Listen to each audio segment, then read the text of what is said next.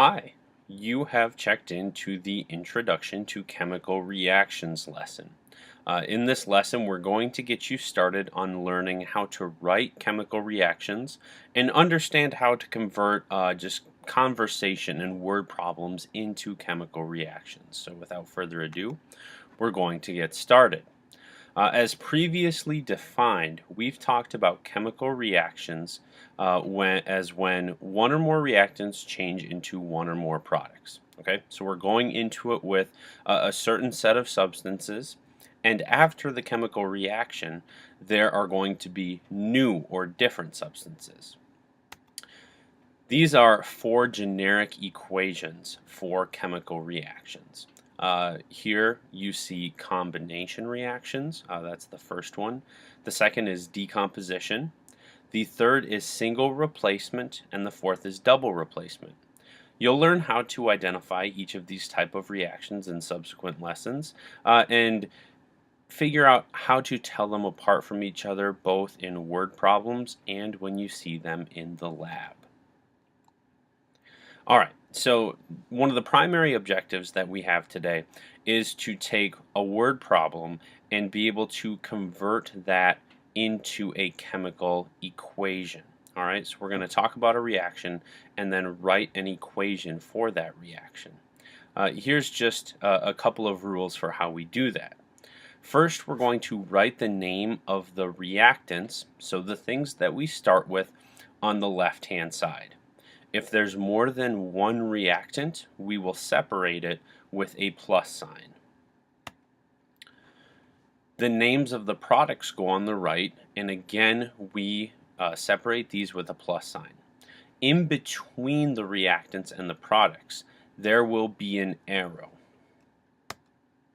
Finally, after we've set this all up, we can convert the names of the reactants and products into chemical symbols.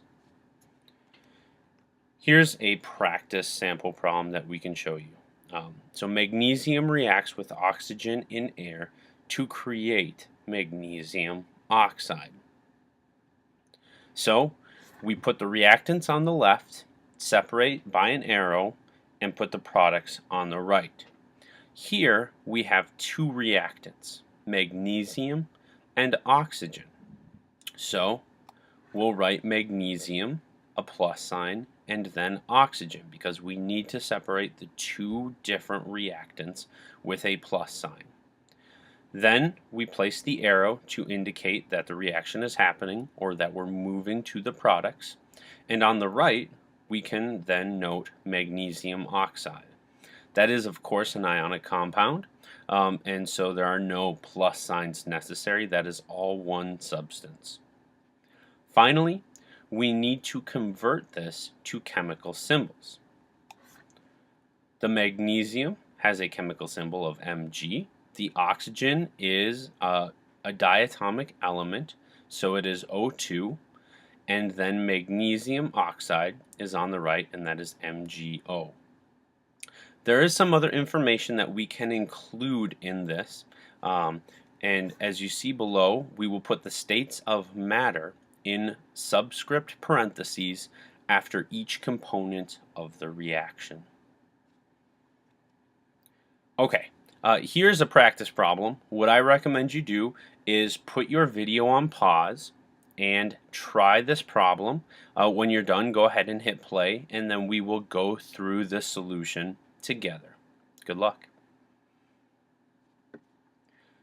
Okay, hopefully that went well for you, and I will show you how we can solve this.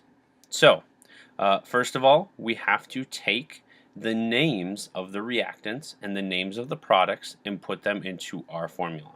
I have had to put this onto two different lines just because of space. So the reactants are what comes first: aluminum, and then a plus sign to separate the reactants, silver chloride. Then we'll put an arrow to show that we are moving to the products.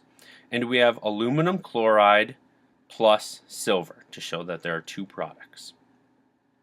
We can now convert these to their chemical symbols. I've also included the states of matter.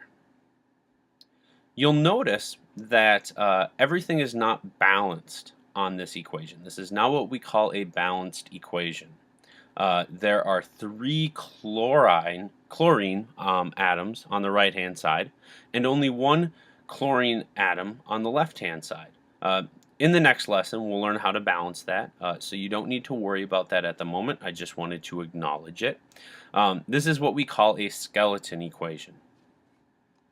A skeleton equation is an equation that just tells us what are the reactants and what are the products. Okay, it gives us bare bones information about what's actually going in and coming out. So again, here's an example of a skeleton equation. Finally, for this video, I've included this chart to help you recognize what symbols we might need to use when talking about chemical reactions. If we're writing a chemical equation, I expect that you already know what the plus sign and the arrow means. The subscript S, L, G, and AQ all indicate state of matter. Alright, so you will have to decipher that information out of the problem or whatever reaction you're pulling that from.